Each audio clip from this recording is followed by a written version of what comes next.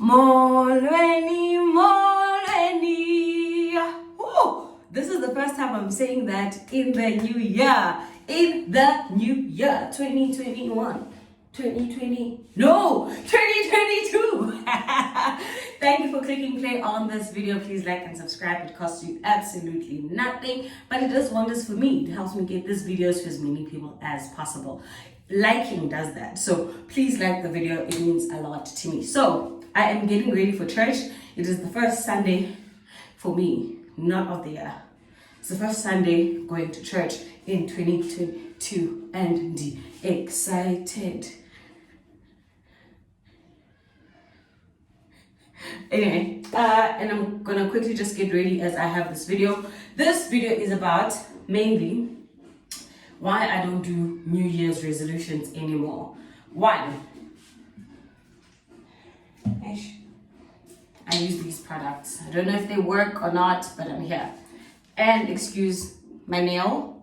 My neighbor says every time I go out, I lose a nail, and that is true.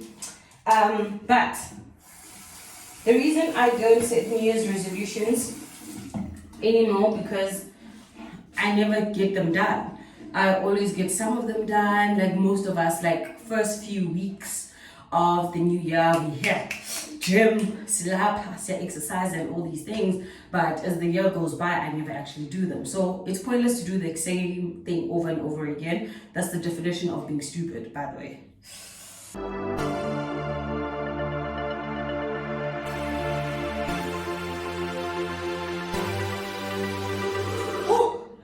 Let me not offend people. And I don't get them done. So for me, they're redundant.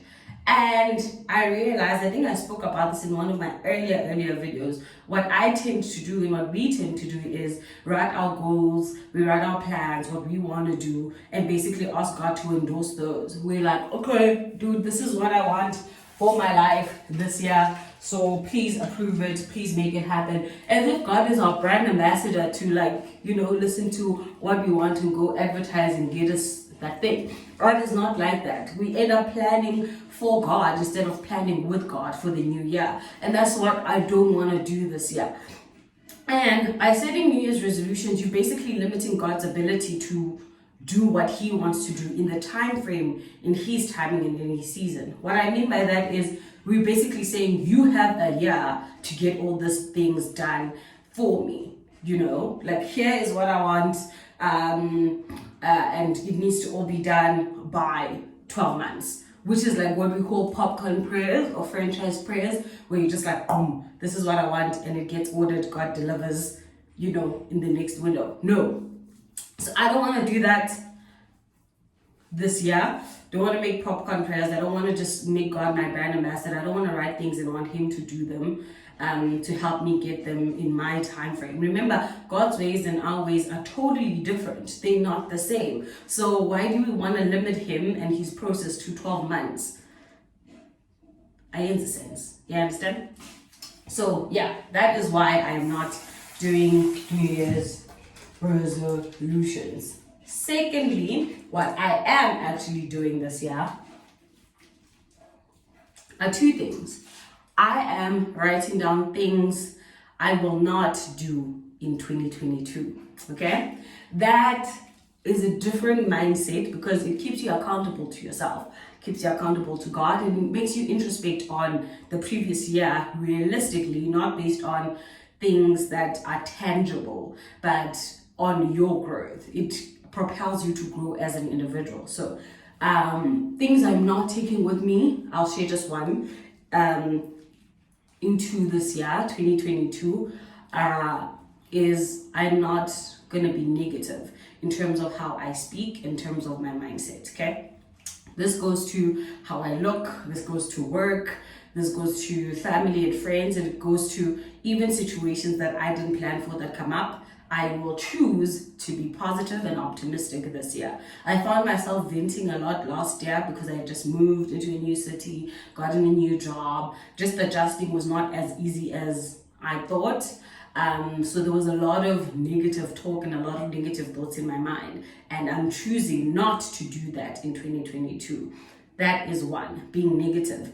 Also in that part is also swearing. When I'm very comfortable with someone, I tend to swear. So I'll use the words like AF, WTF, and stuff like that. Also, that's just with my close friends. So I don't want to do that, and not because of anything huge or revolutionary, but I just don't want to use that type of language anymore. So even Izolo, I was chilling with my friends and I was very cautious about not using those words. One sec.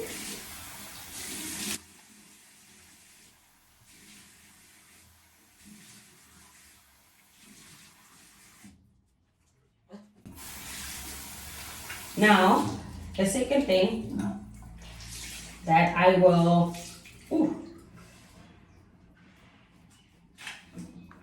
do, apart from writing down my things I won't take with me to 2022, I will write a gratitude list. So what I am grateful for. I'm hoping I can do this at least monthly, because I thought of weekly and that's just not realistic with me. So my gratitude list will be something I do monthly. What am I grateful for? Number one, for 2021. I'm gonna write all those things down and thank God in prayer and in thanksgiving for those things. And then monthly this year, I want to write what I'm grateful for that month. I'm not trying to make it extravagant. I'm not trying to make it things I think I should be grateful for, but things I actually know, and things I feel, and things I'm aware I'm grateful for. So from the smallest things to the biggest thing, if I have one thing at that moment, I will write one thing, even though there's a lot of things I should be grateful for. But what am I recognizing as things I should be grateful for, or I am grateful for, is what I will be doing. So those are the two things I will be doing this year, instead of doing New Year's resolutions. Now, this is not for everybody. Remember, we are all different, and I think for those who do want to do New Year's resolutions, there's a YouTuber, Josh and Isi. They're a YouTube couple, and Josh posted on his Instagram that he is doing no New Year's resolutions, but he's gonna write areas in his life he wants to grow in 2021. So instead of writing things like I need a new job so I have more money, or and not examples Google, growing my relationship with God spiritually, reading my Bible and so forth, you could write an area you want to grow in is discipline. Therefore, if I'm disciplined, I can go to the gym and keep a healthy diet. I can meditate on the word regularly. Do you understand? Those are, even at work, you can be disciplined, getting there on time, making sure you do things in excellence, those type of things. So maybe write areas in your life you want to grow in, and that is a better way for me, I suggest, to do things that you want to achieve instead of materialistic stuff, instead of things that are gonna actually probably not happen because you're imposing them on God, instead of asking for his vision and then working according to that. I think it's very, very important, and I think that's also why people fast at the beginning of the year, so that they know what God wants to do and what God plans to do. And sometimes what God is planning to do changes because of our behavior. So inner air to this thing. But I hope that